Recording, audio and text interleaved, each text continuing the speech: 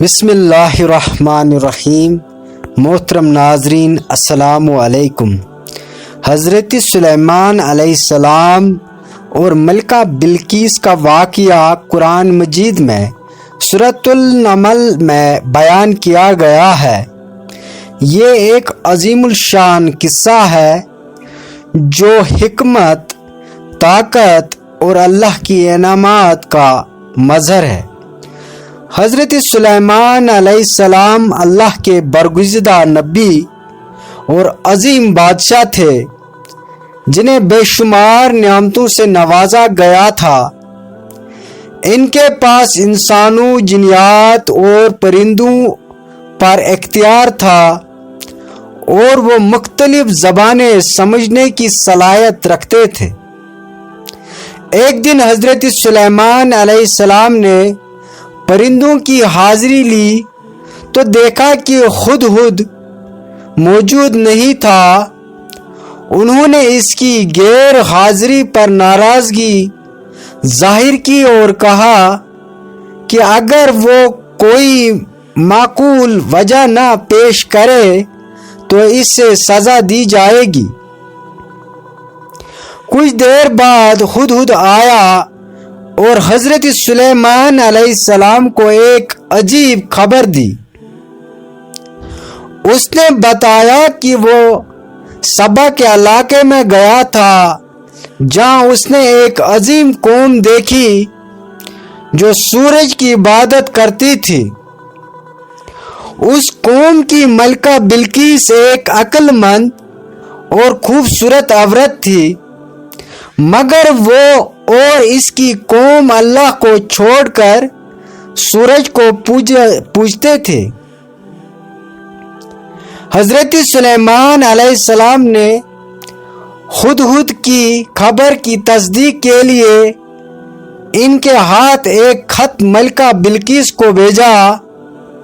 خط میں حضرت سلیمان علیہ السلام نے اللہ کی عبادت کرنے اور شرک سے باز رہنے کی دعوت دی۔ جب ملکہ بلقیس نے خط پڑھا، وہ حضرت سلیمان علیہ السلام کی حکمت اور دعوت سے متاثر ہوئی، لیکن وہ معاملے کو سمجھنے کے لیے اپنے وزیروں سے مشورہ کرنے لگی۔ انہوں نے مشورہ دیا کہ وہ حضرت سلیمان علیہ السلام کی طاقت کو جانچنے کے لیے تحفے بھیجیں،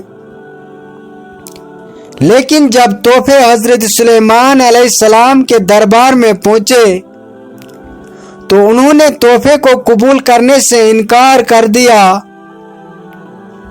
اور واضح کر دیا کہ وہ مال و دولت کے خواہش مند نہیں بلکہ صرف اللہ کے بندے ہیں۔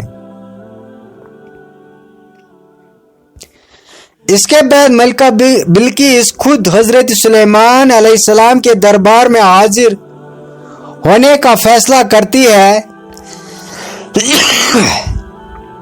حضرت سلیمان علیہ السلام نے ملکہ بلقیس آنے سے پہلے اس کا تخت اپنے دربار میں منگوانے کا حکم دیا۔ جنیات میں سے ایک طاقتور جن نے کہا کہ وہ پلک چھپکنے سے پہلے تخت لا سکتا ہے، مگر حضرت سلیمان علیہ السلام کے وزیر آصف بن برخیا جو اللہ کے اسم اعظم کا علم رکھتے تھے نے تخت کو آن واحد میں حاضر کر دیا۔ جب ملکہ بلقیس حضرت سلیمان علیہ السلام کے دربار میں پہنچی اور اپنے تخت کو دیکھا تو حیران رہ گئی۔ اس نے حضرت سلیمان علیہ السلام کی حکمت، طاقت اور اللہ کے نبی ہونے کو تسلیم کر لیا۔ آخر کار وہ ایمان لے آئی اور اللہ وحدہ ہوا شریک کی عبادت کرنے لگی۔